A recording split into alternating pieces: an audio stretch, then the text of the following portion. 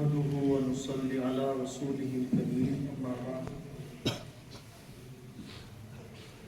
أعوذ بالله من الشيطان الرجيم بسم الله الرحمن الرحيم لقد خلقنا الإنسان في كبد وقال تعالى تلك الأيام نداولها بين الناس وقال تعالى والذين جاهدوا فينا لنهدينهم سبلنا وإن الله لمع المحسنين صدق اللہ العظیم۔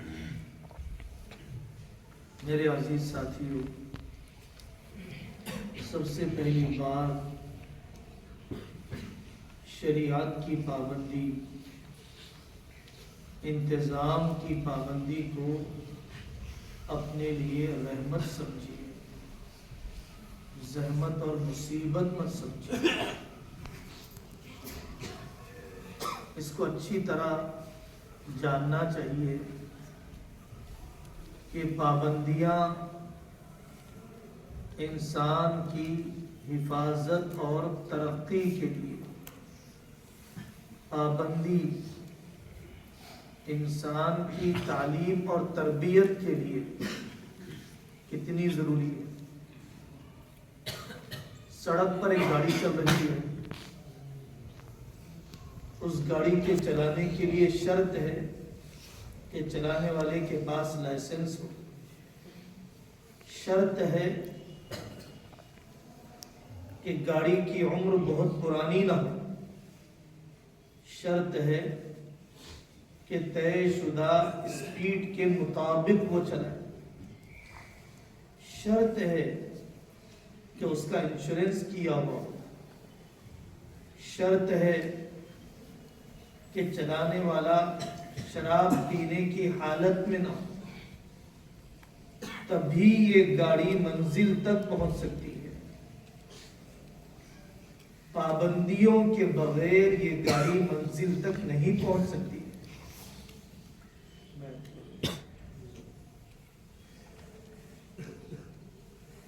اسی طرح انسان کی گاڑی جنت کی منزل تک پہنچنے کے لیے، طالب علم کی گاڑی منزل مقصود تک پہنچنے کے لیے ضروری ہے کہ وہ شریعت کی پابندی کو تو اپنائے گا ہی، انتظام کی پابندی کو بھی اپنائے۔ آپ کی گھنٹیوں کا نظام، آپ کے سونے جاگنے کا نظام، آپ کے انجمن اور مطالعے کا نظام، ان سب جزئیات میں اپنے آپ کو برضا و رغبت پابند بنائیے۔ حکومت کے قانون ساز ادارے، حکومت کے قانون بنانے والے ادارے اتنے زیادہ خیرخواہ نہیں ہیں جتنے آپ کے مشفق اکابر خیرخواہ، اور ان سب کے مقابلے میں اللہ سے بڑا محبت کرنے والا کون ہے؟ اللہ سے بڑا حکیم اور ودود کون ہے؟ شریعت کی پابندی، شریعت کی پابندی۔ وَمَن يَتَعَدَّ حُدُودَ اللَّهِ فَقَدْ ظَلَمَ نَفْسَهُ۔ اللہ کی بنائی ہوئی پابندیوں کو جب الانگ رہا ہے تو سراسر اپنے آپ پر ظلم کر رہا ہے۔ دوسری بات، اپنے تعلیمی سفر کو مکمل کرنا ہے، اپنے تعلیمی سفر کو مکمل کرنا ہے۔ ان اللہ یصطفی من الملائکۃ رسلا ومن الناس، اللہ تبارک و تعالی منتخب کرتے ہیں۔ حضرت علیمیہ ندوی رحمۃ اللہ علیہ فرماتے تھے کہ بچوں، آپ بائی چانس نہیں آئے ہیں، بائی چوائس آئے ہیں، اتفاقاً نہیں آئے ہیں، خدائی انتخاب کی وجہ سے آئے ہیں۔ خاندان کے کروڑوں لاکھوں بستی کے ہزاروں بچوں میں سے اللہ تبارک و تعالیٰ نے آپ کو منتخب کیا. اللہ نے انتخاب کر لیا. اب ہمیں ایسا کوئی گناہ نہیں کرنا ہے, ایسی کوئی بدعملی نہیں کرنا ہے کہ جس سے انتخاب اور سلیکشن اللہ کے یہاں ختم کر دیا. مجھے مدرسے نے نہیں نکالا, میرے گناہ نے نکالا. مجھے میری کمیٹی نے نہیں نکالا, میری اپنی ناقدری نے نکالا. اپنے تعلیمی سفر کو مکمل کرنا ہے اللہ کے حسن انتخاب کی لاج رکھتے ہوئے. اپنے تعلیمی سفر کو مکمل کرنا ہے اپنے مقصد کو سامنے رکھتے ہوئے. جی ابن قیم جوزی رحمت اللہ علیہ فرماتے ہیں جب مسافر کی نگاہوں سے مقصد اوجھل ہو جاتا ہے تو مسافر سفر میں تھک جاتا ہے. لقد لقینا من سفرنا هذا نصبا. کب تھک گئے؟ جب اس جگہ کو چھوڑ دیا جہاں پر مچھلی زندہ ہو کے برتن سے نکل چکی تھی. وہی ان کی منزل تھی اور وہیں پر حضرت خضر علیہ السلام سے ملاقات تھی. لیکن جب آگے نکل گئے تو تھک گئے. جب ٹارگٹ آدمی کی نگاہوں سے ہٹ جاتا ہے, ہدف آدمی کی نگاہوں سے ہٹ جاتا ہے تو پھر تعلیم میں بے دلی پیدا ہو جاتی ہے, پھر مطالعے میں دل نہیں لگتا ہے. ٹارگٹ ہے اللہ کو راضی کرنے کا, ہدف ہے دین کا خادم بننے کا, نشانہ ہے جید الاستعداد مفتی بننے کا, صاحب استعداد مناظر بننے کا, عالمی مسائل میں امت کو سنبھالنے کا, ارتداد کے مقابلے کا, مدارس کے قائم کرنے کا, مکاتب کے آباد کرنے کا, ماہر مصنف بننے کا. یہ ٹارگٹ ہے اللہ کا ولی بننے کا, مزکی اور مربی بننے کا.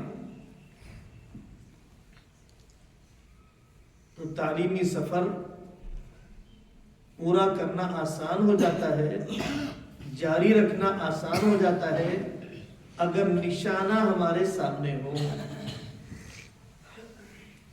تعلیمی سفر پورا کرنے میں یاد رکھیے بیماریاں اسکول کالج پڑھنے میں بھی آتی ہیں. جنازے جب گھر پر تھے جب بھی اٹھتے تھے جنازے. کون سی سڑک ہے جس میں گڑے نہیں آتے؟ کون سی زندگی ہے جس میں شدائد و مصائب نہیں آتے ہیں؟ لقد خلقنا الانسان فی کبد وتلك الايام نداولها بین الناس. حالات اتار چڑھاؤ, گھریلو زندگی میں نشیب و فراز, یہ ہر طالب علم کی زندگی میں پیش آئے ہیں, پیش آتے ہیں. ان بہانوں کی وجہ سے تعلیمی سلسلے کو منقطع نہیں کرنا چاہیے, تعلیمی سلسلے کو چھوڑنا نہیں چاہیے.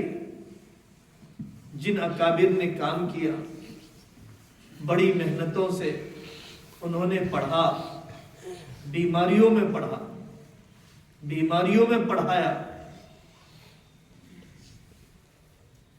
حالات اس لیے نہیں آئے ہیں کہ آپ تعلیم چھوڑ دیں, حالات اس لیے آئے ہیں تاکہ آپ کی صفات میں پختگی آ جائے.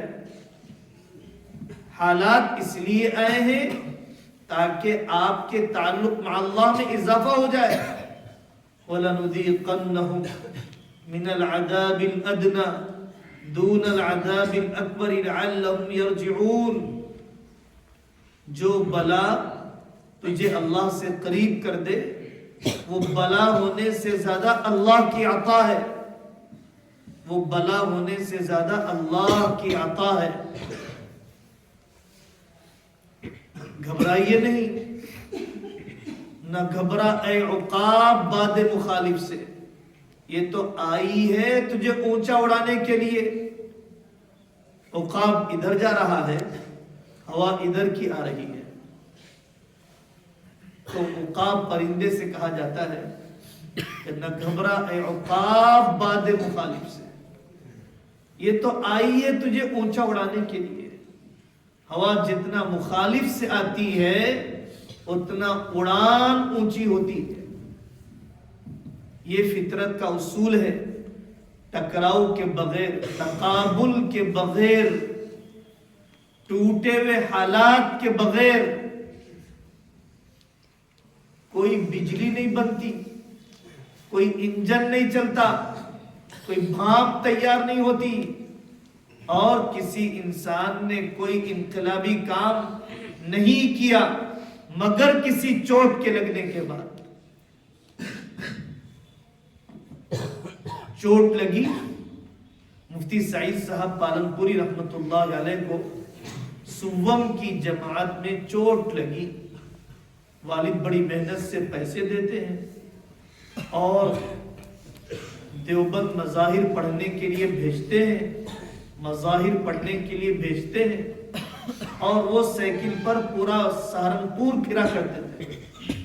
طبیعت خراب ہو گئی، گھر واپس آ گئے، اور گھر کے بڑے ایک دوسرے سے تنہائی میں بات کر رہے تھے کہ میں سعید کو آئندہ نہیں پڑھاؤں گا، اب میرے پاس پیسے اتنے نہیں ہیں کہ میں سعید کو سہارنپور بھیجوں پالنپور سے اور اس کے اخراجات کا تحمل کروں۔ مفتی سعید صاحب پالنپوری رحمت اللہ علیہ فرماتے ہیں کہ میں نے تہیہ کر لیا اب کہ زندگی کا کوئی لمحہ ضائع نہیں کروں گا۔ دنیا نے دیکھا، ہم سب نے فائدہ اٹھایا کہ زندگی کا کوئی لمحہ ضائع نہیں کیا ہے، گھنٹے اور دن نہیں، لمحہ ضائع نہیں کیا۔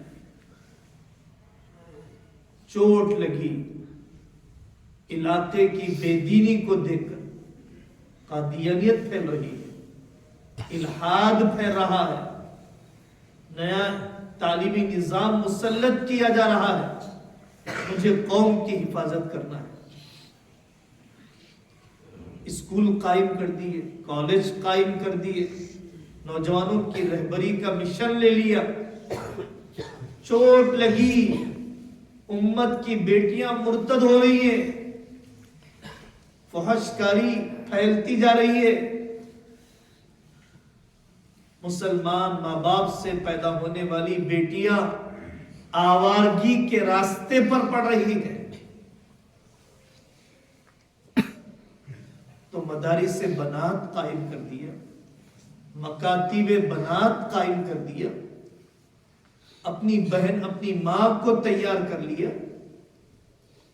چوٹ، ابن عابدین شامی رحمت اللہ علیہ کو چوٹ لگی، تجھے طلاق کا ایک مسئلہ پتہ نہیں؟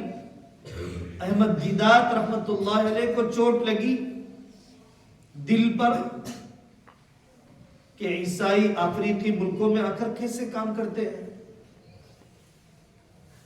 اس طرح سے میرے عزیزوں، کوئی چیلنج قبول کرنا چاہیے، اپنے دل پر کوئی چوٹ محسوس کرنا چاہیے، تو تعلیمی سفر مکمل کرنا آسان ہو جاتا ہے۔ علمی سفر مکمل کرنا آسان ہوگا اپنا مشیر بنانے سے۔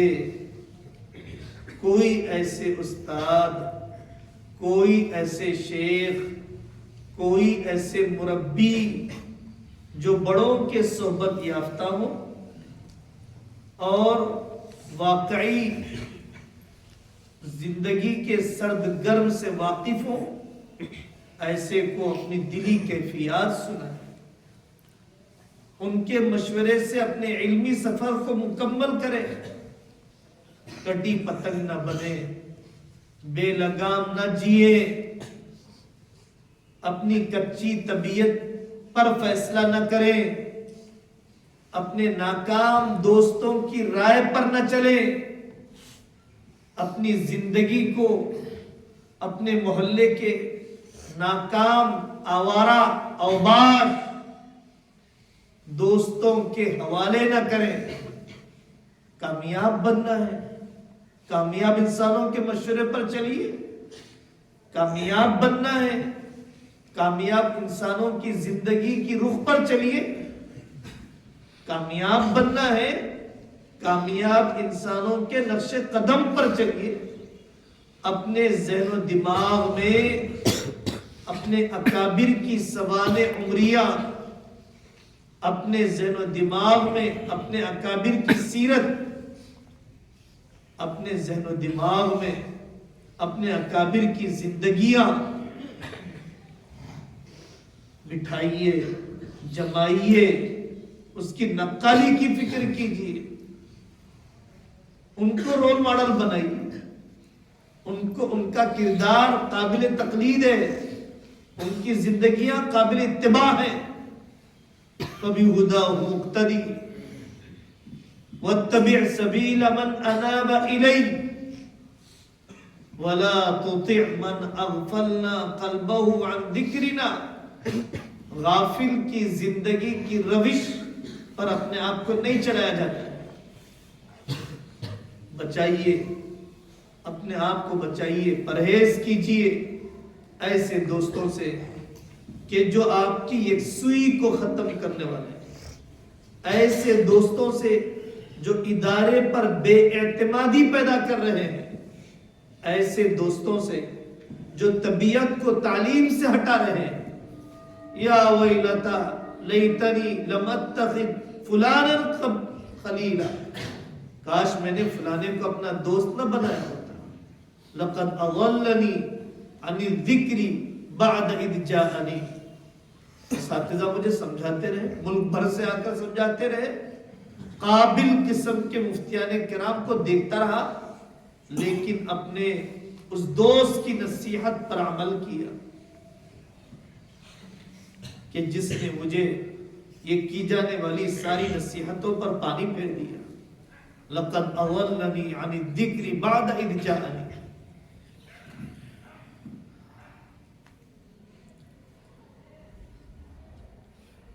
متوسط صلاحیت کا نہیں، اعلیٰ صلاحیت کا بندہ۔ حضرت علی میاں ندوی رحمت اللہ علیہ فرماتے تھے کہ دنیا کوالٹی چاہتی ہے ہر میدان میں، آپ سادے سیدھے قسم کا فون قبول نہیں کر لیتے، آپ سادے سیدھے قسم کے گیزر یا اے سی نہیں رگوا لیتے، کوالٹی کانشیس، اور آپ ہر چیز میں معیار کو چاہتے ہیں۔ پنکھے لگائے گئے معیاری، لائٹ لگائے گئے معیاری، کھانا دیا جائے معیاری، ٹائلز لگائے جائے معیاری، اور میں غیر معیاری عالم بنوں، امت کے تقاضے پورے نہیں ہوں گے۔ حضرت ابوبکر صدیق رضی اللہ عنہ اپنے زمانے کا گرا پڑا قسم کا انسان نہیں تھا۔ حضرت عمر رضی اللہ عنہ اپنے زمانے کے کم قابل نہیں تھے۔ حضرت عثمان، حضرت علی رضی اللہ عنہ حکمت اور فیاضی اور فیصلہ کرنے کی قوت بھرپور قسم کی رکھنے والے لوگ تھے۔ حضرت خالد بن ولید، حضرت ابو ہریرہ نے یوں ہی ہزاروں حدیثوں کو یاد نہیں کر لیا، عبداللہ بن مسعود یوں ہی محدث مفسر نہیں بن گئے۔ امام ابو حنیفہ سے لے کر موجودہ زمانے کے اکابر تک، شیخ الاسلام مفتی تقی عثمانی تک، کیسی بلا کی ذہانت اور کیسا جہد مسلسل اور کیسی سعی پیہم اور کیسے عالمی نگاہ اور کیسے مختلف زبانوں پر عبور۔ تو متوسط صلاحیت کا نہیں، درمیانی صلاحیت کا نہیں، کام چلاؤ والی استعداد نہیں، بلکہ اعلیٰ استعداد، اعلیٰ قسم کی قابلیت، آپ حضرات کے اندر ہونی چاہیے۔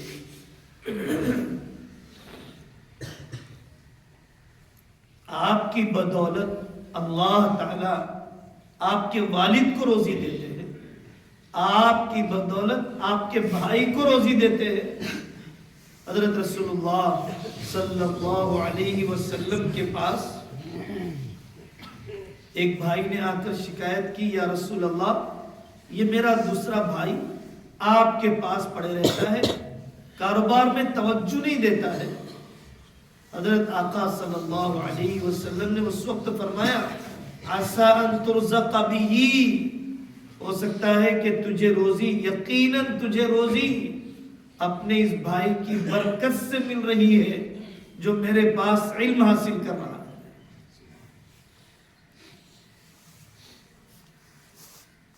بڑھتی عمر کے گناہوں سے بچنے کی فکر کیجیے۔ ہماری یہ عمریں جو 13 سال سے لے کر 19 اور 23 سال تک کی عمریں ہیں، انسان ایک جوانی کے مرحلے میں داخل ہوتا ہے اور بچپن کا مرحلہ طے ہو جاتا ہے۔ فطری طور پر کچھ جذبات آدمی کے اندر پیدا ہوتے ہیں، پاکیزہ جوانی کا ارادہ، بیدار تنہائیوں کا ارادہ، نگاہوں کی پاکیزگی کا ارادہ، نامحرم سے مکمل پردے کا ارادہ، فون کے بے قابو استعمال سے بچنے کا ارادہ۔ قوت ارادی بہت بڑی طاقت ہے دنیا میں۔ فجر سے پہلے آپ نے سحری کی، سورج ڈوبنے تک قطرہ بھر پانی نہیں پیا، پانی نہیں پیا ہے آپ نے۔ پانی کا چھوڑنا 14 گھنٹے، پانی کا چھوڑنا 17 گھنٹے یورپ کے ملکوں میں کوئی آسان کام ہے، لیکن قوت ارادی نے آسان کر دیا۔ شریعت آسان ہے، عمل کرنے کے قابل ہے، اگر عزم مصمم ہو۔ اپنی چھٹی کی تنہائیاں، اپنے جمعرات اور جمعہ کے اوقات بامقصد استعمال کیجیے، مطالعے میں استعمال کیجیے، صحبت اہل اللہ میں استعمال کیجیے، مضمون نگاری میں استعمال کیجیے، تبلیغی جماعت میں استعمال کیجیے، گاؤں دیہات میں قرآن پڑھانے میں استعمال کیجیے، والدہ کی خدمت میں استعمال کیجیے، جھاڑو لگانے میں، برتن دھونے میں، کپڑے استری کرنے میں، مکان کی صفائی میں، کتابوں کی ترتیب میں آپ اپنی چھٹیوں کو استعمال کیجیے۔ غربت اور جہالت نے وہ نقصان نہیں پہنچایا جو فرصت نے نقصان پہنچایا۔ غربت اور جہالت سے زیادہ فرصت نے نقصان پہنچایا، اور مشغول رہنا نیکی میں، مشغول رہنا کسی مباح کام میں، یہ زیادہ بہتر ہے فارغ رہنے سے۔ فراغت ہمیں تباہ کر دے، فرصت ہمیں تباہ کر دے۔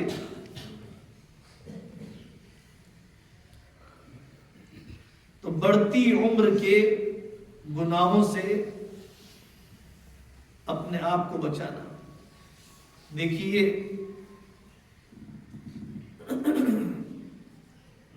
ہلکا پن محرومی کی ابتدا ہے، ہلکا پن محرومی کی ابتدا ہے۔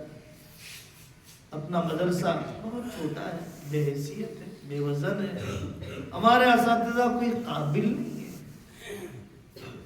یہ دین کے علم سے کچھ نہیں ہوتا۔ یہ ہلکا پن اگر آ گیا، آپ کی محرومی کی ابتدا شروع ہو گئی۔ نصابی سرگرمیاں، غیر نصابی سرگرمیاں، درس کا مطالعہ ہو، سبق کا اہتمام ہو، تکرار پوری پابندی سے ہو، ہر درس کی کاپی بنائی جائے، تاریخ وار لکھا جائے، نصابی سرگرمیاں، اس کے ساتھ ہم نصابی خارج نصاب سرگرمیاں، کوئی انجمن میں تقریر کا ناغہ نہ ہو، کوئی 15 دن مضمون لکھے بغیر نہ گزرے، ہر ہفتے میں 500-600 صفحات کا ایک طے شدہ نظام ہو، بہر صورت مجھے مطالعہ کرنا ہے، اپنے اکابر کو پڑھنا ہے، تاریخ کو پڑھنا ہے، جغرافیہ پڑھنا ہے، اسلام پر اعتراضات کو پڑھنا ہے۔ ٹٹول کر دیکھیے اب تک کتنی تقریریں کی، اپنے آپ کو جانچ لیجیے اب تک کتنے مضامین لکھے، جائزہ لے لیجیے کتنی کتابوں کا ازول تاخیر مطالعہ کیا، کتنوں کا خلاصہ مطالعہ لکھا، کتنے اکابر کو مکمل پڑھا، ملکی اکابر، بیرون ملک کے اکابر، عالم کی تاریخ، ملک کی تاریخ، وطن کی تاریخ، تحریکات کی تاریخ، بادشاہوں کی تاریخ، کتنے موضوعات کو پڑھا۔ معاش، روزی روٹی کا غم ذہن سے نکالیے، کسی کے فکر معاش نے اس کی روزی میں اضافہ نہیں کیا۔ کیف لا ارزق وانا عبد الغنی، سوڈان کی ایک بنڈی پر ٹھیلے پر لکھا ہوا تھا کیف افکر فی الرزق وانا عبد الغنی، میں غنی کا بندہ ہوں، مجھے روزی کے غم کی ضرورت نہیں ہے، میرا کام ذمہ داری پوری کرنا ہے، اللہ کا کام ضرورت پورا کرنا ہے، میرا کام ذمہ داری پوری کرنا ہے، اللہ کا کام ضرورت پوری کرنا ہے۔ آپ کے اکابر کیا بھوکے مر گئے؟ آپ کے کبار اساتذہ عالمی سطح پر ملکوں کی سیاحت، بادشاہوں کو للکارنا، کثرت تصانیف، خود کھایا نہیں، ان کے دسترخوان پر سینکڑوں کھایا کرتے تھے، اپنے گھر کا چولہا نہیں، کئی بیواؤں کے چولہے ان سے روشن ہوتے تھے، ان کے بچے نہیں، ہزاروں بچے ان کے ذریعے سے پلا کرتے تھے۔ معاش کے غم کو اپنے ذہن و دماغ سے ہٹائیے، میری روٹی کا کیا ہوگا، میرے گزارے کا کیا ہوگا۔ تعلیمی سفر میں یکسوئی کا نہ ہونا اور معاش کے غم کا ہونا، معاش کے بارے میں بے اطمینانی کا ہونا، یعدکم الفقر ویأمرکم بالفحشاء، 4 لاکھ کی تنخواہ والے کو بھی فقیری کا ڈر ہے، 30 سال سے سعودی میں رہنے والوں کو بھی فقیری کا ڈر ہے، 3 نسلوں سے امریکہ میں رہنے والوں کو بھی فقیری کا ڈر ہے، 60 سال سے کمائیوں کو کروڑوں کی مقدار میں جمع کرنے والوں کو بھی فقیری کا ڈر ہے۔ سود خوری کا ایک لقمہ نہیں چھوڑ سکتا، زکوٰۃ کی پائی ادا نہیں کر سکتا، بہن کی میراث نہیں دے سکتا، فقیری کا ڈر، کہاں سے کھاؤں گا؟ اے انسان، جتنا تو رزق کو یاد کرتا ہے اتنا رزاق کو یاد کر لے تو ولی بن جائے۔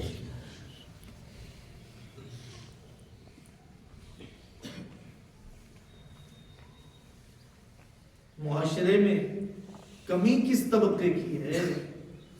اینٹ کو اینٹ سے جوڑنے والے بہت ہیں، لوہے کو لوہے سے جوڑنے والے بہت ہیں، فون کو سیٹلائٹ سے جوڑنے والے بہت ہیں، سافٹ ویئر کو سافٹ ویئر سے جوڑنے والے بہت ہیں، ایک ملک کو دوسرے ملک سے جوڑنے والے بہت ہیں، لیکن بندوں کو اللہ سے جوڑنے والے نہیں۔ خلا معاشرے میں ان علماء کا ہے، ان اولیاء کا ہے، ان مربیوں کا ہے. آپ کو ان میں سے بننا ہے. مادیات سے زیادہ روحانیات کی ضرورت ہے. مشین بنانے سے زیادہ انسانوں کی ضرورت ہے.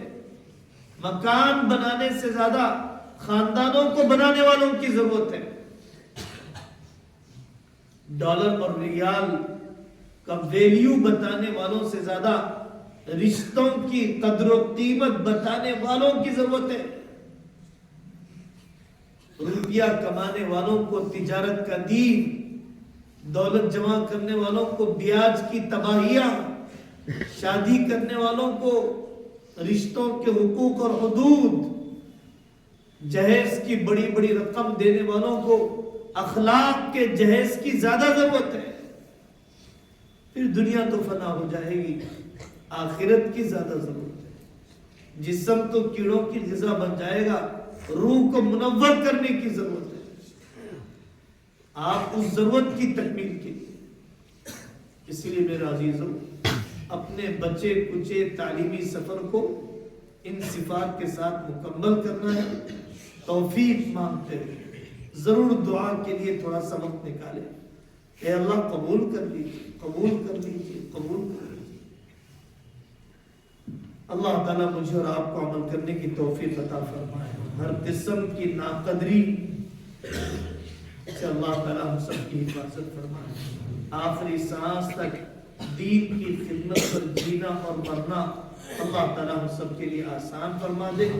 وآخر دعوانا ان الحمد للہ رب العالمین.